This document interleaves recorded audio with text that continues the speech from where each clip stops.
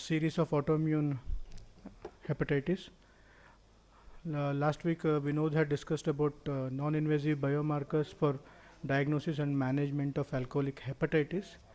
Today's topic is non-invasive prediction of outcomes of autoimmune hepatitis related cirrhosis.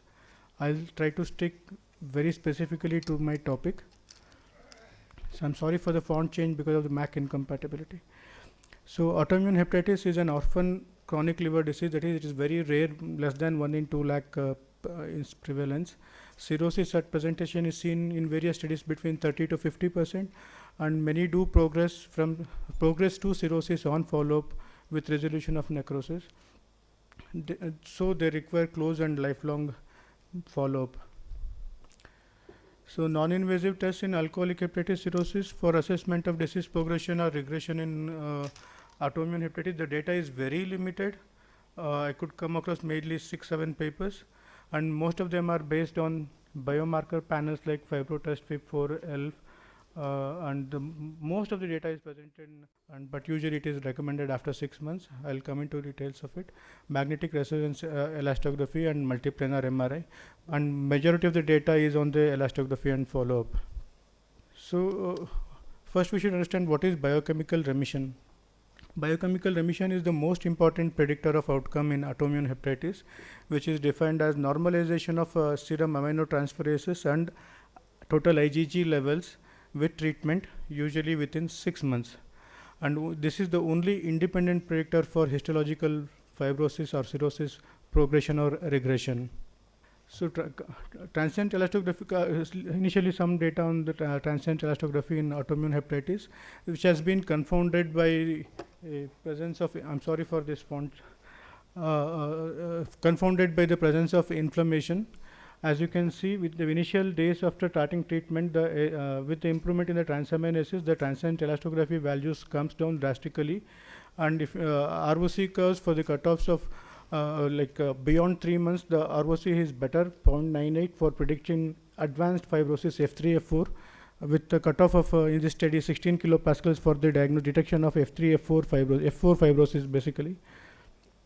So after 6 months of immunosuppression, transient elastography has an excellent diagnostic value.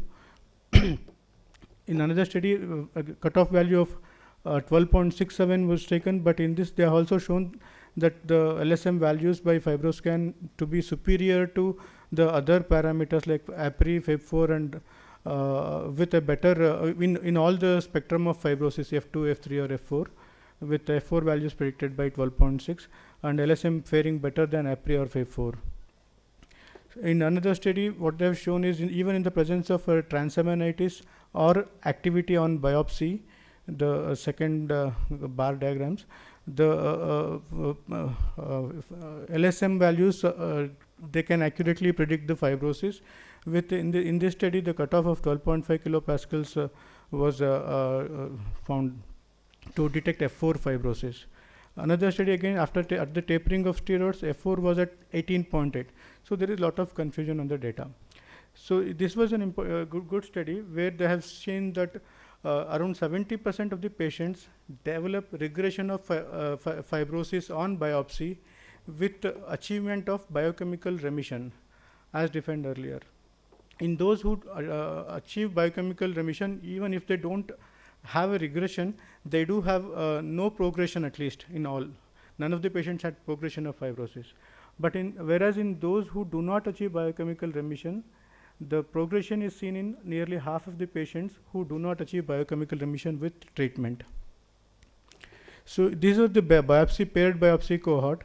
In the second cohort in the same study, where they have followed up transient elastography, they have seen that the liver stiffness values changes to the extent of 7.5% per year if they achieve biochemical remission. As you can see, decline in the FibroScan values with the time over years in those who have biochemical remission and those who do not have biochemical remission.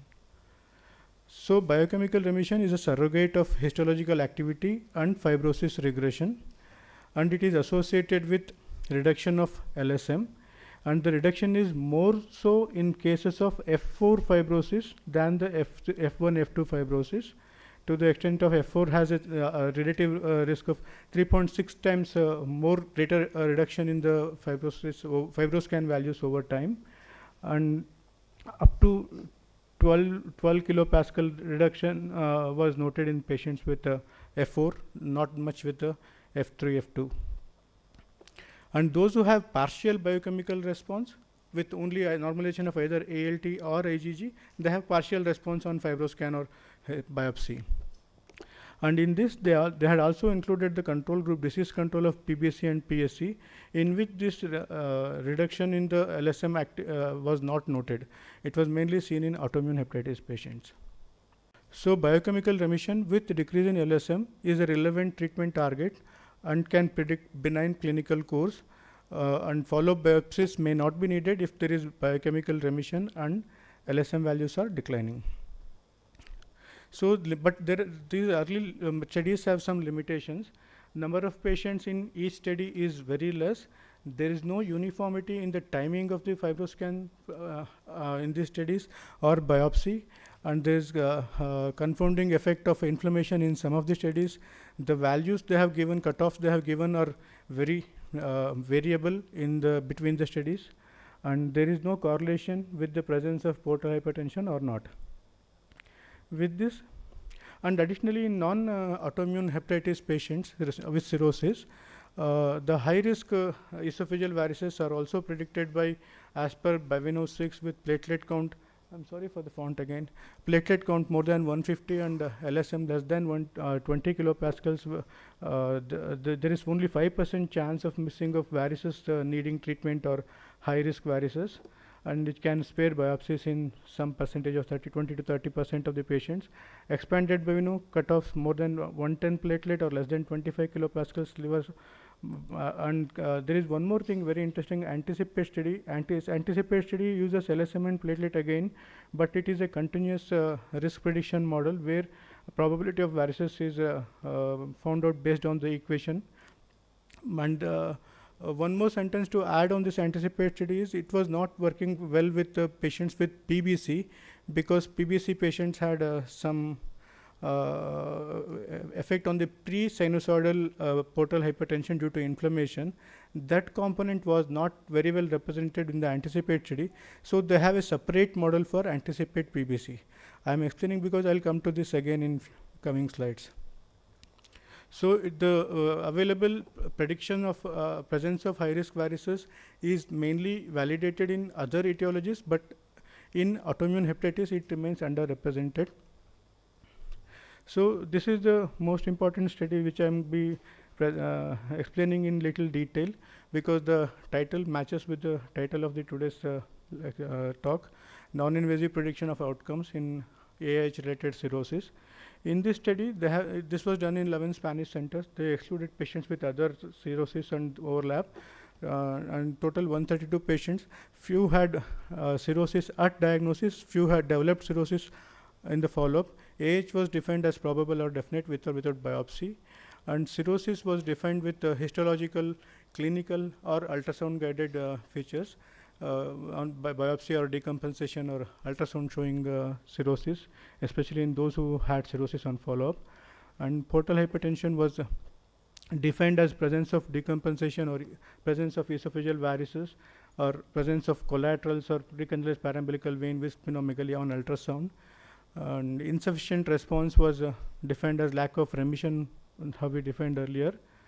And in this particular study, they were very meticulous. They did not take the LSM values, which was done within 6 months after the initiation of treatment, and LSM was done only after resolution of ascites. Maximum interval between the LSM and endoscopy was 1 year, and they have verified all the available cutoffs for the F4 fibrosis, like 12.5 kilopascal, 14 and 16 kilopascals. They have compared the utility of all the three variables.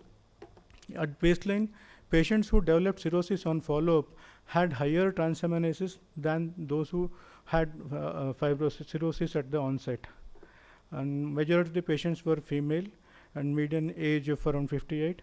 88% had definite and 12% had probable AH, and 45% had cirrhosis at the time of at the time of diagnosis 60, and 68% had and remaining 55% had development of cirrhosis during follow-up, and chronic presentation was more common than the acute or severe acute presentations.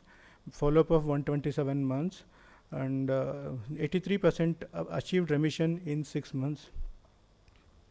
And also we can see here the fibrosis was 0 in the cirrhosis who developed on follow-up. This was based on ultrasound basically, not on biopsy.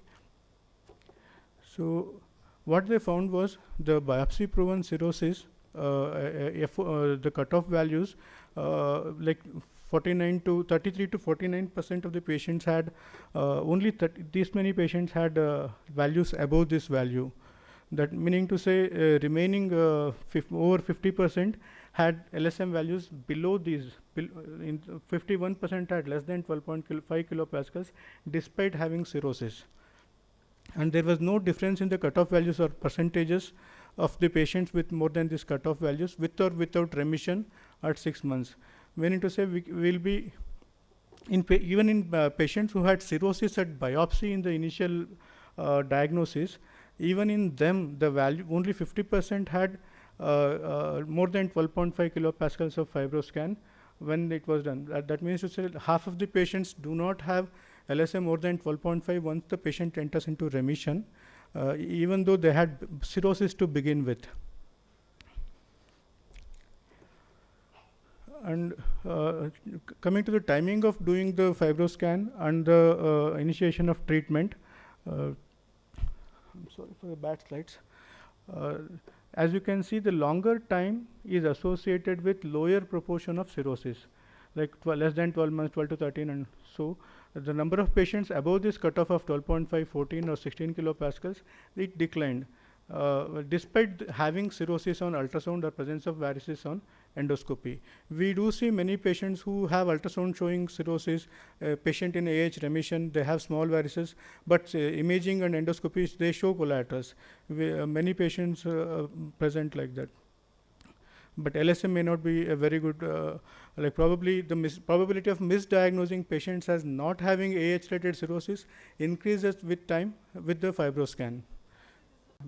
As we can see, from the starting of the treatment, the longer we wait, with time the LSM values declines. Like if patients were divided according to the months when the transient elastography was done, less than 12 months, 12 to 36 months, 36 to 60 months, and more than 60 months. The proportion of patients who had the fibroscan values more than the cutoffs, 12.5 or 14 or 16, that declined continuously over time.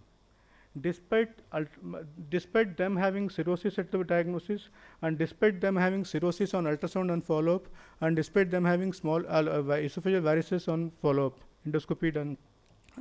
So probability that the fibroscan will misdiagnose a patient as non-cirrhotic despite them having cirrhosis, it increases with time from the initiation of treatment as patient continues to be in biochemical remission. And coming to the evaluation of portal hypertension on follow-up with the presence of varices, ultrasound or decompensation, as we can see, the LSM values were higher in patients who had portal hypertension with the presence of varices or collaterals or decompensation. 15.7 versus 11.7 who did not have. It was significant. But the important point is this is 61%, 53 and 48%. Remaining 39 to 52% of the patients, despite having these features, they did not have LSM values above these cutoff values, despite having the cirrhosis on imaging or collaterals. And again, these the proportion of patients having the LSM values less than these cutoffs increased over time. And they also evaluated the performance of Baveno 6 and expanded Baveno 6 values. Only 43% of the patients with portal hypertension had a LSM score more than 20 kilopascals in the study. This is the cutoff for the Baveno for high risk varices. And 54% of the patients without high risk varices had platelet of more than 150. Individually, platelet count and the elastography values, they could predict, they correlated well with the risk of having varices needed to be treated. As platelets decreased, the risk of having high risk varices increased. As LSM values went up, shot up, the risk of having high risk varices went up. And this is a typical analysis what they have done using this Spigen-Halter calibration. What this show is they have correlated with the anticipate model and anticipate PBC model, which I described earlier. So in the anticipate model, it under predicted the risk of high risk varices in a segment of patients between 5 to 20%. In this particular segment of patients, the actual probability was misrepresented by the score anticipate model. As they say, z statistic as near to 0 or p value as near to 1 is a significant correlation. They also used the anticipate PBC model for representing pre-sinusoidal component of portal hypertension. What they presume is in autoimmune hepatitis, the portal tracts are inflamed, so there might be some component of pre-sinusoidal portal hypertension accompanied with that, which if corrected for it, the anticipate PBC model that correlated very well with the predicted and actual probability of having high risk varices in this group of patients. And they also found that these Baveno and anticipate things, they had a negative predictive value of 100%, and with the usefulness of these parameters in autoimmune hepatitis cirrhosis would be to triage patients for doing endoscopy. Like nearly 46 to 60% of the patients can be diagnostic endoscopy can be avoided in these patients who have these cutoff values according to the criteria. So coming to a few other papers on other parameters like ELF and magnet MRIs, I could find only one study on the ELF score for diagnostic accuracy in autoimmune hepatitis. The good part about the ELF score is it uses serum biomarkers, and it can be done even in the presence of acute flare, inflammation, AST, ALT high, because it uses like procollagen 3, N-peptide, hyaluronic acid and TIM3, which are representative of the fibrosis, not the inflammation. So the cutoff what they have given is less than F2 fibrosis, more than F2 fibrosis. 10.6 is the cutoff. 10.6 was found in the higher fibrosis, and 8.6 was the value in the lesser fibrosis. Cutoff for the significant fibrosis was 8.84. with a AUC of 0.88, sensitivity 92, and specificity is 78, negative predictive value of 94%. So ELF can be used in the initial 6 months, initial presentation where there is flare, and during that time ELF can be useful. And one single study on MR elastography showed good correlation of utility even in cirrhosis patient due to AIH, which fared better than the other parameters, although they did not use transient elastography here, and the numbers were very less. But it showed good correlation. It can be used in autoimmune hepatitis cirrhosis as well. This last but interesting study which I came across was multiparametric magnetic resonance imaging in autoimmune hepatitis, prediction of disease activity. What they have done is, I'm sorry for the slide here. I have corrected for the iron in the T1, corrected iron T1 images, and they have found that baseline CT1 values in milliseconds, the higher the value, more significantly it predicts the future loss of remission. Recurrence of flare was predicted if the T1 milliseconds, this was longer, with a area under curve of 68. This is the image what they have shown for CT1, and they say that if the seconds are higher, they are more likely to have loss of remission. That means recurrence of flare of autoimmune hepatitis in follow-up. Such patients can be followed up. This is the only study which I could come across as a predictor of response in future. And coming to algorithm that is used for determination of compensated advanced chronic liver disease, this is the Baveno 6 or Baveno 7 guidelines. But for autoimmune hepatitis, we may have to consider a lower LSM values. We can even consider, there is no study on splenic stiffness assessment in patients with autoimmune hepatitis, which might be more relevant. And addition of ELF score can be considered in the early stages. Otherwise, whatever data in the Baveno 6, they say that it is only for patients with hepatitis B, hepatitis C, alcohol or NASH patients. And these cutoffs like 15 kilopascals for clinically significant portal hypertension, for doing endoscopy 20 kilopascals, and we assume as compensated advanced CLD beyond 15 kilopascals. This is only for, we should have a more definition for autoimmune hepatitis and other rare diseases. So to summarize, biochemical remission is the best predictor for the long-term outcomes in AH cirrhosis. LSM cutoffs do not accurately diagnose cirrhosis both with or without portal hypertension, especially as the duration of as the follow-up is of long term. Low post-treatment LSM while still having portal hypertension could be possibly also because of regression of fibrosis per se, but possibility of pre-sinusoidal component also needs to be kept because there is persistence of varices or collaterals. And Baveno 6 and expanded Baveno and anticipate continuous model are useful to triage patients for endoscopy in AH cirrhosis. Other parameters like splenic stiffness, ELF scores, MR elastography, we need more studies and more uniformity. Thank you.